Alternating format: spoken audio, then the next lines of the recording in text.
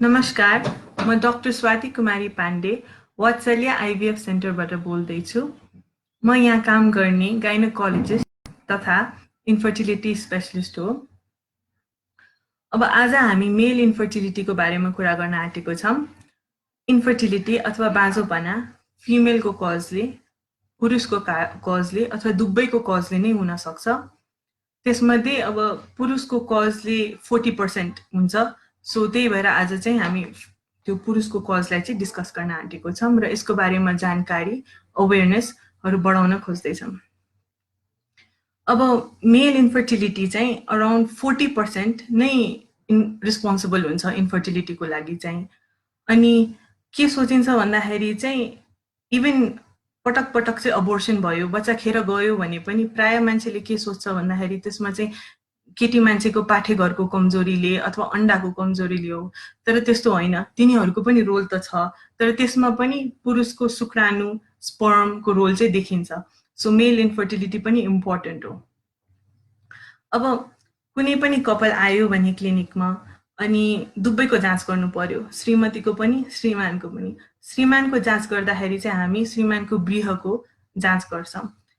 यो जाँच गर्दाखेरि चाहिँ कम्तीमा 3 देखि 5 दिनको चाहिँ सम्पर्क नभएको हुनुपर्छ अनि आफ्नो स्याम्पल चाहिँ दिनु पर्यो। प्रयोगशालामा त्यो स्याम्पल हेर्दाखेरि चाहिँ त्यसमा मात्रा चाहिँ 2 ml जति हुनु पर्यो, जसमध्ये चाहिँ कम्तीमा 15 देखि 20 मिलियन काउन्ट शुक्राणुको अथवा स्पर्मको हुनु पर्यो। अनि अब त्यो मध्ये चाहिँ 30 देखि 40% शुक्राणुहरू चाहिँ राम्रो कुद्ने, चल्ने फिर्ने हुने खालको हुनु पर्यो। अनि त्यस्तो छ भने चाहिँ त्यो राम्रो मानिन्छ। त्यो बाहेक शुक्राणुको चाहिँ आकार पनि इम्पोर्टेन्ट हुन्छ। शुक्राणुको आकार चाहिँ 4% जति चाहिँ कम्तीमा राम्रो हुनुपर्छ। आकार भन्नाले चाहिँ एउटा शुक्राणुको एउटा टाउको, एउटा जिउ र एउटा पुच्छर हुनुपर्छ। तर कुनै कुनै शुक्राणुको चाहिँ 2टा टाउको भइदिन्छ, जिउ बिग्रेको हुन्छ अथवा 2टा पुच्छर भइदिन्छ। त्यस्तो भएको खण्डमा चाहिँ त्यस्तो खालको शुक्राणु चाहिँ खासै काम लाग्दैन। सो त्यसमा हाम्रो टोटल स्याम्पलमा चाहिँ कम्तीमा 4% जति चाहिँ राम्रो हुनुपर्छ। अब ओके, सन्तोष सिंहले सोध्नु भएको छ when do you say sperm is low, अनि दिव्यम सिंहले सोध्नु भएको छ what is sperm freezing। म दुवैको आन्सर अहिले एकछिनमा भन्छु। पहिला त स्पर्म लो भयो भनेको नै हजुरको 20 मिलियन अथवा 15 मिलियन नै भनौँ, 15 देखि 20 मिलियन भन्दा चाहिँ कम छ भने चाहिँ स्पर्म लो भनिन्छ। तर अब यो किन भयो त भन्ने कुरा धेरैजनाले जान्न चाहनुहुन्छ। क्लिनिकमा आउँदाखेरि चाहिँ हजुरको शुक्राणु कम छ भनेर भन्दाखेरि चाहिँ किन कम भयो भनेर जान्न चाहनुहुन्छ। किन कम भयो भन्नाले चाहिँ 30 देखि 40% कारण चाहिँ के हुन्छ भन्दाखेरि अण्डकोशमा चाहिँ चोट लागेको हुन सक्छ। त्यो बाहेक अरू अन्य कारणहरू हुन्छ, जस्तो कि जेनेटिक कुनै रिजन, जस्तो कि केटा मान्छेलाई क्लाइनफ्लेन्टर सिन्ड्रोम छ कि अथवा जन्मजातै कुनै समस्या छ कि अण्डाकोश तल झर्न सकेका छैन कि अथवा नसाहरू सुन्या छ जसलाई चाहिँ भ्यारिकोसिल भन्छ, अथवा हर्निया छ कि हाइड्रोसिल छ कि अथवा यौन रोगहरू कुनै छ, एचआइभी छ कि इन्फेक्सन इन जेनरल कुनै पनि छ कि। त्यो बाहेक अरू कारणहरू भनेको पुरुषको कुनै बानीहरू, जसरी गुड्का खाने, चुरोट खाने, रक्सी खाने, ल्यापटप चलाउँदाखेरि चाहिँ काखमा राखेर चलाउने, मोबाइल चाहिँ पकेटमा राख्ने र भाइब्रेसनमा राख्ने, एक्सर्साइज गर्नको लागि, बडी बनाउनको लागि चाहिँ स्टेरोइड्सहरू प्रयोग गर्ने। अनि त्यो बाहेक अरू कारणहरू पनि छन्, जस्तो कि कुनै कुनै औषधि, डिप्रेसनको औषधिहरूले गर्दा पनि शुक्राणुहरू कम हुन्छ, अलिक बिग्रिन्छ। अथवा क्यान्सर छ भने चाहिँ क्यान्सरको औषधि जस्तो कि किमोथेरापी, रेडियोथेरापी, तिनीहरूले पनि बिगार्दै जान्छन्। अनि त्यो बाहेक चाहिँ अब थाइरोइडको रोगले, चिनीको रोगले, डायबिटिजहरूले पनि बिगार्छ शुक्राणुलाई चाहिँ। उमेरले चाहिँ खासै असर चाहिँ पार्दैन, तर 40 को उमेर कटेपछि चाहिँ अलिकति शुक्राणुको मात्रा र आकार चाहिँ गडबडी हुँदै जान्छ। हजुर, ओके, अब यो कारणहरू भयो। अनि अब शुक्राणु कम देखियो भने चाहिँ अब के गर्नु पर्यो भन्ने कुरा। शुक्राणु कम देखियो भने चाहिँ पहिला त एउटै रिपोर्टबाट चाहिँ आत्तिहाल्नु पर्दैन, किनभने एउटा रिपोर्ट नै 100% हुन्छ भन्ने छैन। एउटा शुक्राणु बन्नु र बाहिर निस्किनु जेम्सम्म 3 महिना जति समय लाग्छ। सो त्यही ड्युरेसनमा चाहिँ कुनै रोग, इन्फेक्सन अथवा चोटपटक लागेको छ भने चाहिँ त्यो ड्युरेसनमा चाहिँ शुक्राणु नराम्रो हुनसक्छ।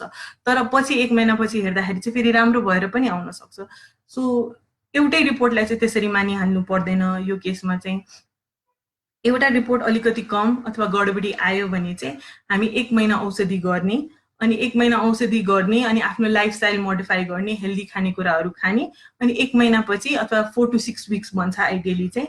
अनि त्यसमा फेरि रिपिट गरेर चाहिँ हेर्नु पर्यो जाँच गरेर कि इम्प्रुभ भएको छ कि छैन। इफ इम्प्रुभ भएको छैन भने चाहिँ छुट्टै हुन्छ कुरा, अनि इफ इम्प्रुभ भयो भने त अब नर्मली नै बच्चा पाउन पनि मिल्छ।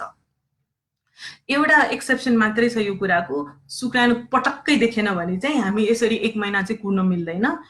हजुर, हामी तुरन्तै फेरि जाँच दोहोऱ्याएर अनि किन यस्तो भयो भनेर त्योतिर चाहिँ लाग्नुपर्छ। अब जे घिमिरेजीले सोध्नु भएको छ, इज मोबाइल हार्मफुल? हो, प्यान्टको पकेटमा मोबाइल राख्नु भयो भने चाहिँ त्यसको हिटले गर्दा अनि त्यसको भाइब्रेसनले गर्दा चाहिँ शुक्राणुलाई चाहिँ नकारात्मक असर चाहिँ पुर्याउँछ। ओके, जे गेमरले अर्को क्वेसन पनि सोध्नु भएको छ, what kind of food should I eat? अब फुड भनेको हेल्दी खानेकुरा। अब त्यो टोबाकोहरू चाहिँ अभोइड गर्नु पर्यो, रक्सी चुरोट चाहिँ अभोइड गर्नु पर्यो, एयर पोल्युसन अभोइड गर्नु पर्यो, टाइट प्यान्टहरू लगाउनु भएन। त्यो बाहेक खानेकुरा चाहिँ अब जे हेल्दी खानेकुरा पनि, ग्रिन भेजिटेबल्सहरू खाए हुन्छ, त्यस्तो जे गरे पनि हुन्छ। अब शुक्राणु चाहिँ मानौँ अब हामीले इम्प्रुभ हुन्छ कि हुँदैन भन्ने औषधिले, मैले अलिअलि अघि पनि भने कि हुन्छ, औषधिले चाहिँ एकदम इम्प्रुभमेन्ट देखाउँछ। हामीले मेन युज गर्ने औषधि भनेकै एन्टिअक्सिडेन्ट्सहरू हो, अनि एन्टिअक्सिडेन्ट्सको प्रुभन बेनिफिट चाहिँ छ। शुक्राणुको मात्रा पनि इम्प्रुभ हुन्छ र चल्ने फिर्ने कुद्ने क्षमता पनि बढ्छ औषधि चाहिँ 1 महिनादेखि 4 महिना खाइयो भने। तर अब इफ कम देखियो भने चाहिँ एउटा फर्स्ट अप्रोच चाहिँ के हुन्छ भन्दाखेरि चाहिँ हामीले कारण चाहिँ थाहा पाउने, यो किन भइरहेछ। नसा सुन्नेर भ्यारिकोसिल भएर भएछ भने भ्यारिकोसिलको अपरेसनले नै सुधार आउँछ, अथवा अण्डकोष तल झरेको छैन भने चाहिँ त्यसकै अपरेसन गरेर पनि सुधार आउँछ। इन्फेक्सन छ भने चाहिँ इन्फेक्सनलाई ट्रिट गर्यो, एन्टिबायोटिक्स दियो भने पनि सुधार आउँछ। हजुरको चिनी रोग छ, थाइरोइडको समस्या छ भने डायबिटिज, थाइरोइडलाई कन्ट्रोल गर्न बित्तिकै नै सुधार आउँछ शुक्राणुहरूमा, अनि बच्चा पाउन पनि सकिन्छ। अब शुक्राणु कम भयो भने चाहिँ कसरी अगाडि बढ्ने भन्ने कुरा हो। शुक्राणु कम भयो भने चाहिँ कति कम छ भन्ने कुरा, यसमा चाहिँ 3टा सिनारियो भनौँ। एउटा सिनारियोमा चाहिँ अलिकति काउन्ट कम छ, हजुरको 15 मिलियनदेखि 20 मिलियन चाहिँ छैन, तर 10 मिलियन भन्दा माथि नै छ। अर्को भनेको त्यो भन्दा पनि कम छ, अनि एउटा भनेको चाहिँ पटक्कै छैन। अब हजुरको चाहिने भन्दा अलिकति कम छ अनि हामीले औषधि पनि ट्राई गर्यौं तर त्यो इम्प्रुभ हुन सकेन भने चाहिँ हामी के गर्न मिल्छ भन्दाखेरि चाहिँ हामी इन्ट्रायुट्राइन इन्सेमिनेसन गर्न मिल्छ, जसलाई चाहिँ आइयुआई भनिन्छ। त्यो भनेको के हो भन्दाखेरि चाहिँ हामीले चाहिँ सँगसँगै केटी मान्छेलाई चाहिँ प्रिपेयर गर्ने भनेको चाहिँ उसको महिना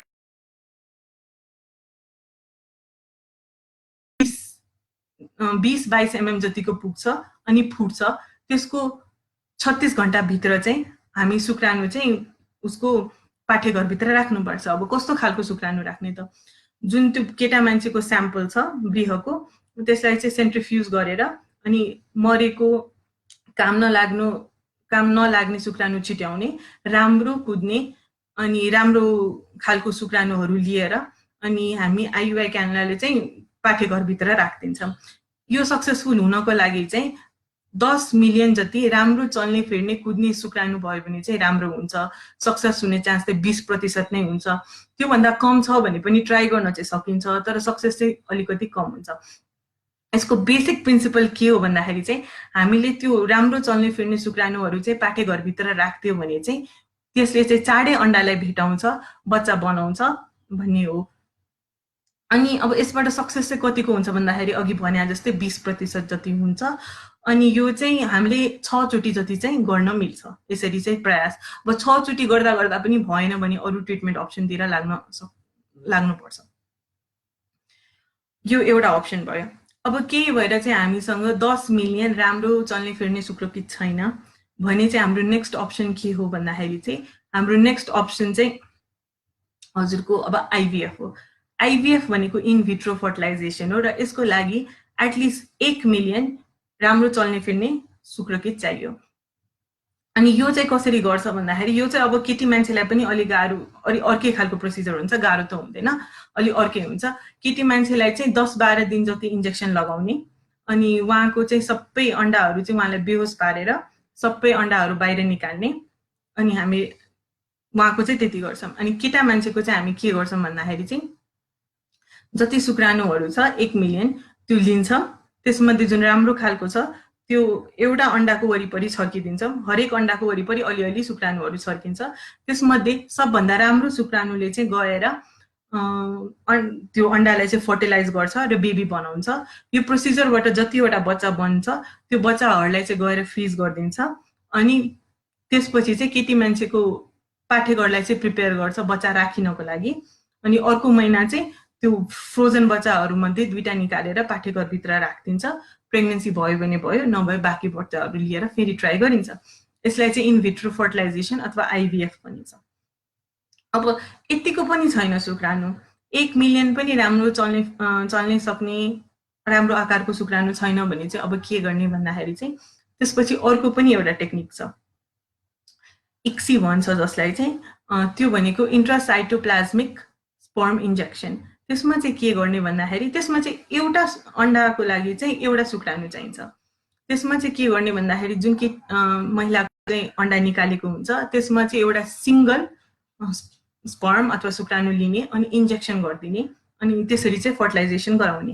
हामी वात्सल्यमा चाहिँ सबै पेसेन्टहरूको इक्सी नै गर्छौँ आइभीएफ भन्दा चाहिँ, किनभने इक्सीबाट चाहिँ फर्टिलाइजेसन रेट अझै हाई छ अनि अझै धेरैवटा बच्चा बन्छ, खासमा त्यही कारण हो। अनि यसको लागि चाहिँ जति कम भए पनि शुक्राणु, तर मानौँ 7वटा अन्डा छ भने चाहिँ 7वटा राम्रो शुक्राणु भए पनि हामीलाई पुग्छ। अब यसलाई चाहिँ इक्सी भन्छ। अब यसरी चाहिँ हामीले बच्चा बनाउन चाहिँ सक्छौँ शुक्राणु अलिकति कम छ भने। तर अब यो सबै अलिकति कम छ, अब पटक्कै छैन, एजुस्पर्मिया नै छ भने चाहिँ अब के गर्ने भन्ने कुरा आयो। पटक्कै छैन भने चाहिँ हामीले पहिला चाहिँ तुरुन्तै अर्को जाँच पनि गर्नुपर्छ अनि अर्को जाँच गरेर फेरि कन्फर्म गर्नु पर्यो कि शुक्राणु साँच्चीकै त्यस्तो हो कि होइन।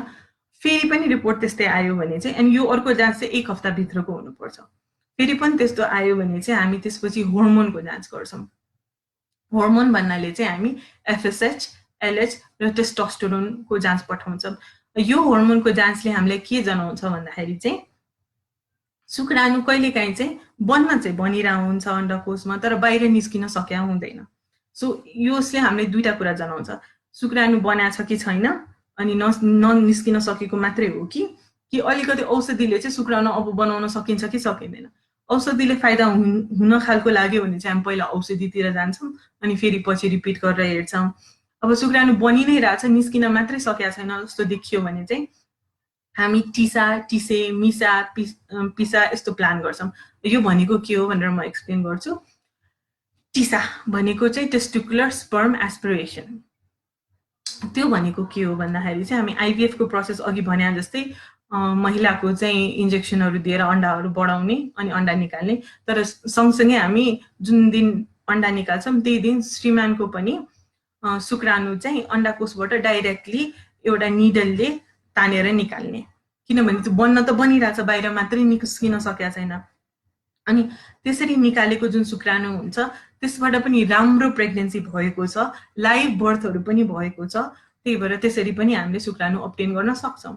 अब कहिलेकाहीँ चाहिँ हामीले निडलले मात्रै तानेर निकाल्न सकेन भने चाहिँ अर्को गर्न मिल्ने भनेको चाहिँ त्यसैलाई चाहिँ टेस्टिकुलर स्पर्म एक्सट्र्याक्सन भन्छ। एक्सट्र्याक्सन भनेको चाहिँ सानो एउटा इन्सिजन दिने अनि शुक्राणु निकाल्ने, अनि बाँकी त्यस्तै हो, अन्डामा चाहिँ स्पर्मलाई चाहिँ इन्जेक्ट गरिदिने अनि बच्चा बनाइदिने, अनि यसरी पनि सक्सेसफुल प्रेग्नेन्सीहरू भएको छ।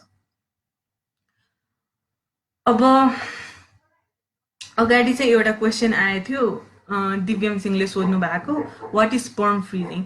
यो चाहिँ एउटा राम्रो क्वेसन हो। स्पर्म फ्रिजिङ भनेको के हो? स्पर्म फ्रिजिङ भनेको चाहिँ हामीले शुक्राणुहरूलाई लिने अनि त्यसलाई चाहिँ फ्रिज गरेर राखिदिने अनि त्यो शुक्राणुहरू चाहिँ जति पनि काम लाग्छ 100 वर्ष 1000 वर्षसम्म पनि जस्ताको त्यस्तै रिकभर गर्न मिल्छ। अब यो कुन बेला चाहिँ गर्नुपर्छ भन्दाखेरि चाहिँ कोही मान्छेलाई चाहिँ अब क्यान्सर डायग्नोज भएको छ भने त्यो क्यान्सरको ट्रिटमेन्ट पाइसकेपछि चाहिँ शुक्राणुलाई एकदम नकारात्मक असर पुर्याउँछ, पटक्कै नहुन पनि सक्छ ट्रिटमेन्ट पछि चाहिँ। सो ट्रिटमेन्ट भन्दा अगाडि चाहिँ मान्छेहरू अलि अवेर, अब अहिलेको जमानामा चाहिँ अलि अवेर हुँदै गएछन्। आफ्नै बच्चा पछि चाहिन्छ भने चाहिँ यहाँ हाम्रो वात्सल्यमा अथवा अन्य आइभीएफ सेन्टरमा गएर त्यो आफ्नो शुक्राणुहरू चाहिँ फ्रिज गर्न दिए हुन्छ। पछि चाहिँ उहाँले त्यसपछि ट्रिटमेन्ट गराएपछि पनि आइभीएफ को अथवा आइयुआई को माध्यमबाट चाहिँ आफ्नै शुक्राणुले गर्दा चाहिँ बच्चा पाउन सक्नुहुन्छ।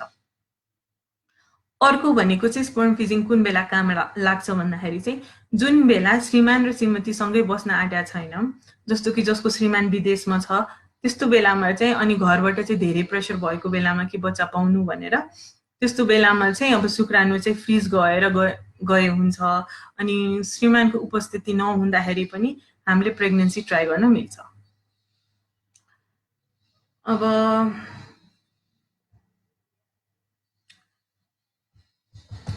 अरु क्वेशनहरु चाहिँ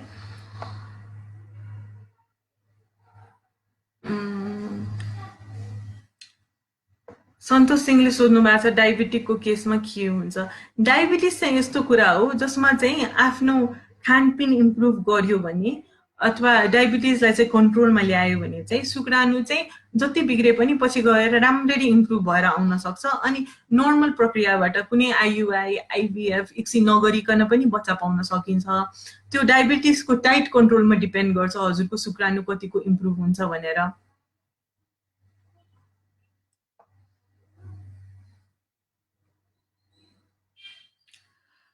सुवेक्षा तामाङजीले सोध्नु भएको छ what are the options, do they work? हजुर दे डेफिनेटली वर्क। कि आइयुआईबाट पनि प्रेग्नेन्सी हुने चान्स हजुरको 20% छ, आइभीएफबाट पनि हुने चान्स चाहिँ 40 to 50%, इभन 70% सम्म पनि पुग्छ कहिलेकाहीँ चाहिँ। इक्सी भनेको अब हागीजीले सोध्नु भएको छ व्हाट इज इक्सी, त्यो चाहिँ मैले एक्सप्लेन गरिसकेँ। त्यो एउटा अन्डामा चाहिँ एउटा शुक्राणु चाहिँ इन्जेक्ट गर्ने हो। अनि माई फेरीजीले सोध्नु भएको छ यदि कसैले long term psychiatric medication use गरिरहेको छ भने नेचुरली होस् या ट्रिटमेन्टबाट के बच्चा भयो भने त्यो मेडिकेसनले बच्चामा कुनै असर गर्छ कि गर्दैन? साइकियाट्रिक मेडिकेसनमा फरक पर्छ कुन मेडिकेसनमा हुनुहुन्छ हजुर हैन, कुन रोगको लागि, डिप्रेसनको औषधि हो कि त्यो हजुर सोडियम भाइल्प्रोएटमा हुनुहुन्छ कि साइकियाट्रिक मेडिसिन, हरेक औषधिको क्याटेगोरी हुन्छ, pregnancy category A B C D हैन त्यस्तो भनेर क्याटेगोरी हुन्छ। अब ए बी सी, ए र बी त एकदमै सेफ हो, हामीले प्रयोग गर्न मिलिहाल्छ प्रेग्नेन्सीमा। सी चाहिँ हेरी गर्नुपर्छ।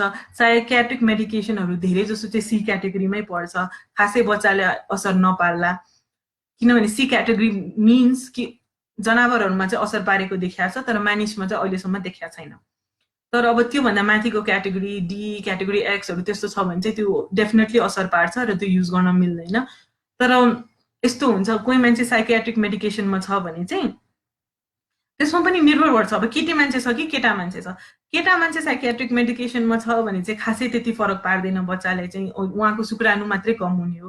तर केटी मान्छे चाहिँ छ भने चाहिँ त्यो औषधि चाहिँ सालको थ्रुबाट बच्चालाई पनि जान्छ, त्यही भएर त्यसले चाहिँ असर पार्ने हो। अनि प्रेग्नेन्सीको बेलामा चाहिँ अब प्रेग्नेन्सी प्लान गर्ने बेलामा चाहिँ आफ्नो औषधिहरू चेन्ज गर्न पनि मिल्छ।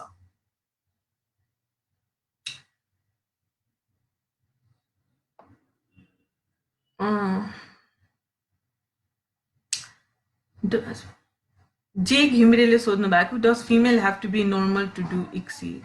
त्यस्तो होइन। इक्सी भनेकै अब फिमेल नर्मल हुनु भनेको फिमेलको सबै कुराहरू, फिमेलमा हेर्नुपर्ने भनेको अन्डा अनि पाठेघर अनि ट्युब हो। अब फिमेलको इक्सी गर्न लागि त अब पाठेघर त बच्चा राख्नको लागि चाहियो, अनि अन्डा सहित चाहिँ राम्रो हुनु पर्यो, त्यसमा अन्डाको मात्रा राम्रो हुनु पर्यो। हजुरले राम्रो भन्नाले एटलिस्ट 4-5 वटा कम्तीमा हुनु पर्यो आइभीएफ तिर सोच्नको लागि चाहिँ, किनभने त्योभन्दा कम भयो भने गर्न नमिल्ने त होइन तर सक्सेस चाहिँ नआउन पनि सक्छ। तर त्यस्तो फिमेल नर्मलै हुनुपर्छ भन्ने चाहिँ सबै थोक नर्मल हुनुपर्छ, ट्युब अन्डाशय पाठेघर भन्ने चाहिँ छैन। ट्युबहरू ब्लक छ भने पनि हामी एकसित गर्न मिलिहाल्छ, खासमा त्यसकै लागि हो गर्ने। मिनाजीले सोध्नु भएको छ आइसेड 2 ब्लक छ भने के गर्नु? 1 सेट 2 ब्लक छ। ओके, 2 ब्लक चाहिँ छ भने चाहिँ एउटा ट्युब मात्रै ब्लक छ भने चाहिँ एउटा ट्युबले नर्मल बच्चा पाउन ट्राई गर्न मिल्छ। तर अब दुईटै ट्युब ब्लक छ भने चाहिँ हजुर आइभीएफ इक्सीतिर सोच्नुपर्छ।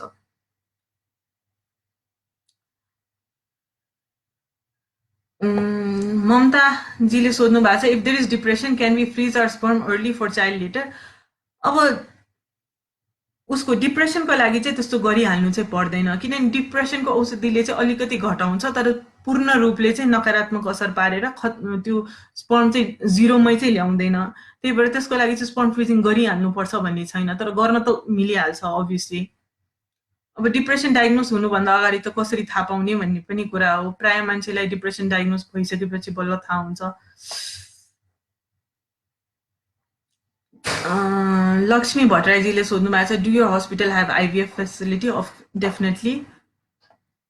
लक्ष्मीजीले सोध्नु भएको छ विल इन्सिजन हार्म टेस्टिस? हामीले चाहिँ ठुलो इन्सिजन दिँदैनौँ, एकदम सानो सानो कट मात्रै दिन्छौँ शुक्रकेतलाई बाहिर निकाल्नलाई। त्यसले केही हार्म गर्दैन।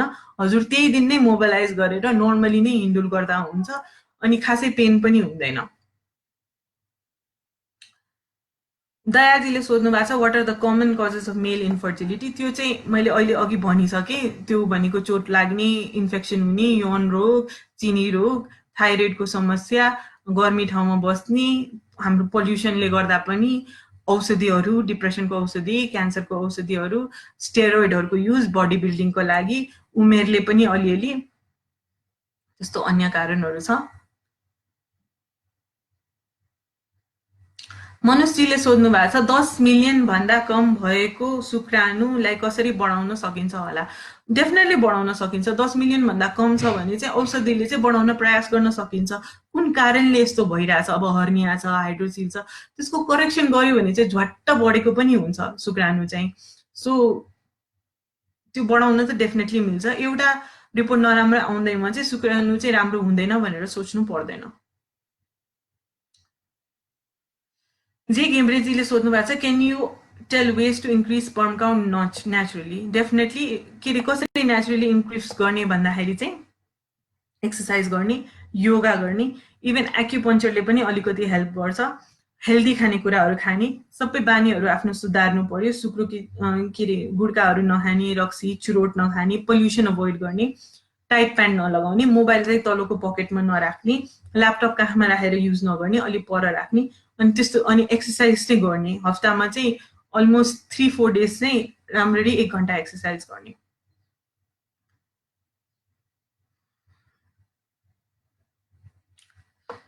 अब ईशानजीले सोध्नु भएको छ नर्मल स्पर्म काउन्ट कति हो? 15 मिलियन भन्दा माथि हुनुपर्छ ईशानजी। तर काउन्ट मात्रै एउटा फ्याक्टर चाहिँ होइन, अरू कुराहरू पनि हेर्नुपर्छ, जस्तो कि कतिको कुद्न सक्छ, मोटिलिटी भन्छ जसलाई, त्यो पनि 32% चाहियो कम्तीमा। अनि आकार पनि मैले अघि भने जस्तो पनि हेर्नु इम्पोर्टेन्ट हुन्छ।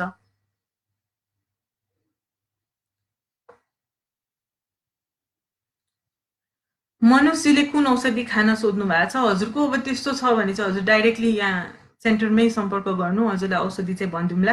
धेरै जसो चाहिँ एन्टिअक्सिडेन्ट नै हुन्छ, अन्य कम्पनीको अन्य औषधि छ, तर सबैले नै राम्रै नै काम गर्छ।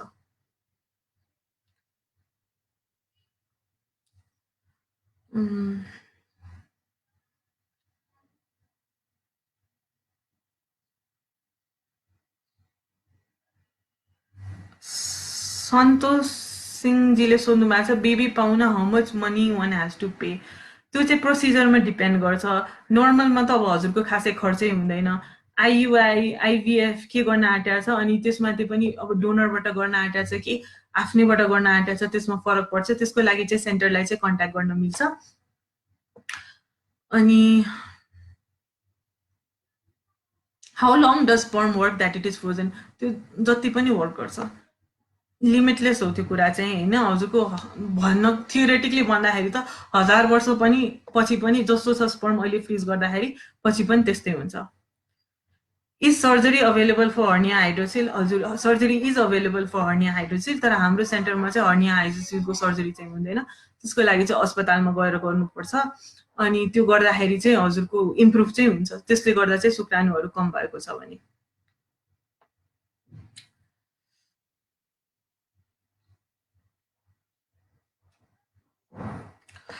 जे घिम्रेजीले सोध्नु भएको छ, my wife and I are separated, she lives in Germany, should I store sperm, what does Vatsalya suggest my options?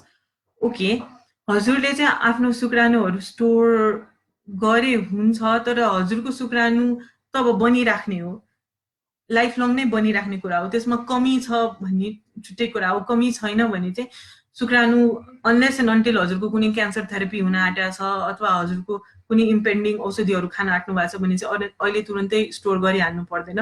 बरु हजुरको श्रीमतीको उमेर चाहिँ कति भयो, उहाँले चाहिँ एक फ्रिजिङतिर चाहिँ सोचे हुन्छ, किनभने केटी मान्छेको चाहिँ अन्डा उमेर साथै घट्दै जाने हो। त्यही भएर चाहिँ महिनावारी सुक्ने पनि हो, जब अन्डा चाहिँ पूर्ण रूपले सकिन्छ अनि महिनावारी सुकेर जान्छ। सो उमेर साथ चाहिँ अन्डा घट्दै जाने कुरा हो। त्यही भएर अब 30 वर्ष 35 वर्ष कट्न आँटेको छ भने चाहिँ अन्डा चाहिँ फ्रिजिङको बारेमा चाहिँ सोचे हुन्छ, शुक्राणु भन्दा पनि। शुक्राणु चाहिँ अब इमिडिएटली हजुरले क्यान्सर थेरापीहरू गर्न आँट्नु भएको छ भने चाहिँ त्यो विचार गरे पनि हुन्छ। मेन क्वेसन्सहरू चाहिँ यति नै हो। अब आज मलाई सुनिदिनु भएकोमा चाहिँ धन्यवाद। मेल इन्फर्टिलिटी पनि एकदम इम्पोर्टेन्ट नै हो, यसको बारेमा थाहा पाउनु पनि एकदम इम्पोर्टेन्ट हो। अनि हजुरहरूलाई पनि यस्तो कुनै समस्या छ अथवा अझै धेरै जानकारी लिन मन छ भने चाहिँ मलाई अथवा वात्सल्य आइभीएफ सेन्टरलाई चाहिँ कन्ट्याक्ट गरे हुन्छ, हामीलाई भिजिट गरे पनि हुन्छ। अनि अब आजको लागि चाहिँ यति नै हो। Thank you very much.